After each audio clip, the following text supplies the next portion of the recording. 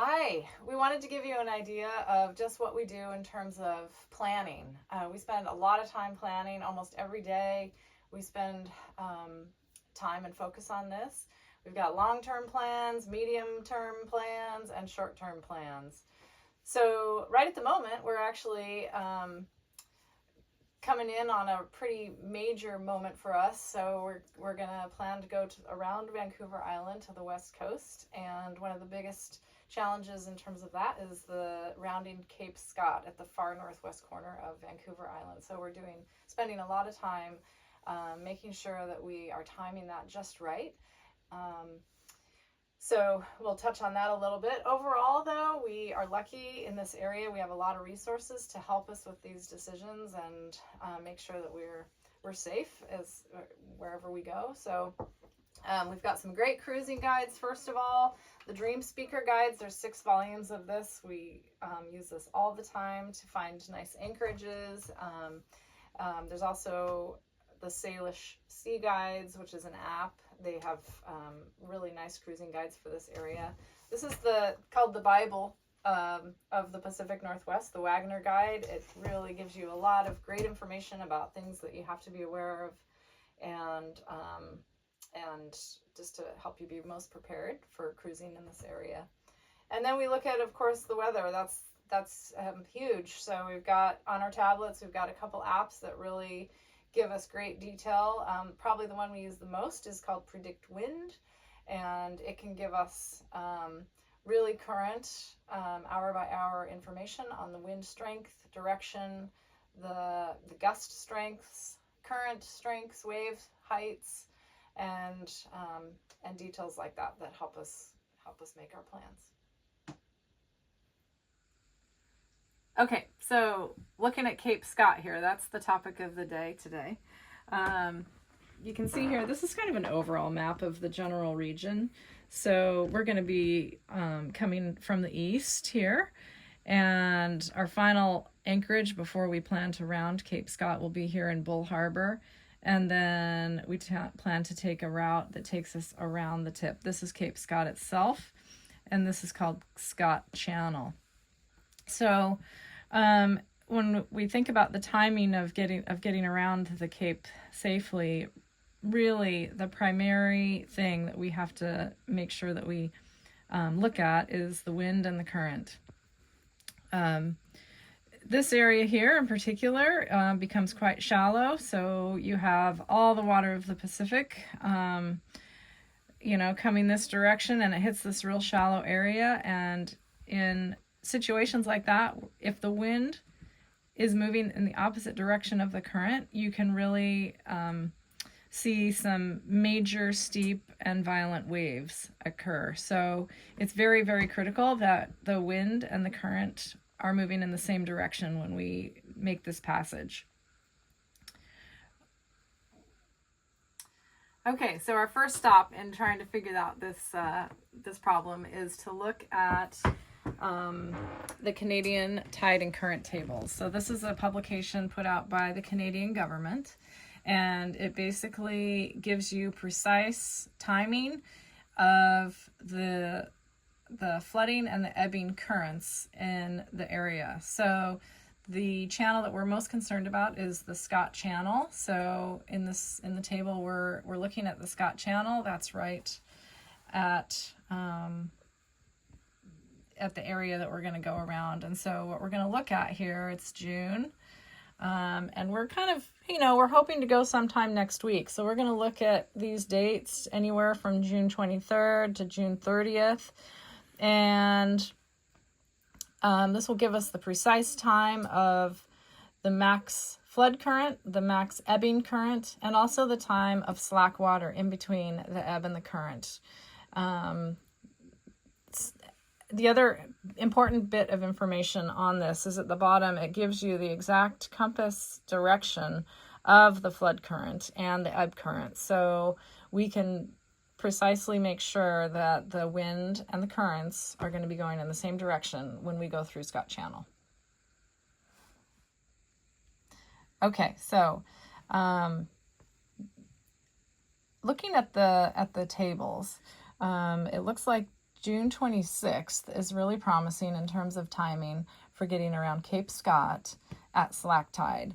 One thing that is interesting about these tables is they're not corrected to daylight savings time. So on the 26th, we have a slack tide, which is, it says here 10:20. That's actually 11:20 daylight savings time at Scott Channel.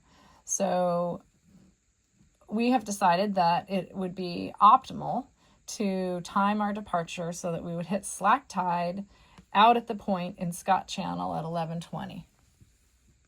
Okay, so now that we've identified June 26th as a possible target date for rounding Cape Scott, we want to look at the weather and see what is the weather going to be doing at that time frame.